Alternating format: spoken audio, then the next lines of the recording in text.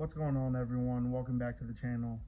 Today we're going to be putting a new antenna on the truck, but I wanted to start off talking about, in my previous video I know I said I was going to get some content from Rod Run. Unfortunately, I took my GoPro down there, and then when I transferred the files to my computer it said they were corrupted. I'm going to try and recover them, but if not, I'm sorry y'all, but I do have some shows coming up that I'm going to, but I'll keep y'all in the loop on that.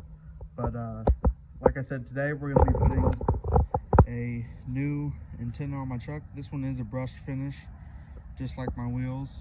Got it from ENTHUZST. I've already taken the old black spike antenna off. It's really easy. It just unscrews. This one just screws right on. It's made for a Chevy. If you go to ENTHUZST website, they basically have drop-down menus for your vehicle, and you just choose yours and then you can order it. But I just wanted something a little bit different. I've been getting rid of a lot of the black on my truck, so I think this one looks a lot better than the black spike. Matches my wheels, kind of matches the color of the truck.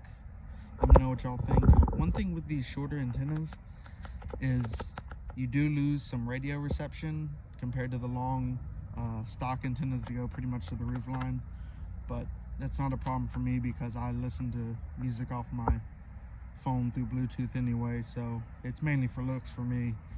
But let me know what y'all think. Let me know what y'all want to see more of. Leave a like, comment down below, and subscribe for some more content, and I'll catch y'all later. Peace.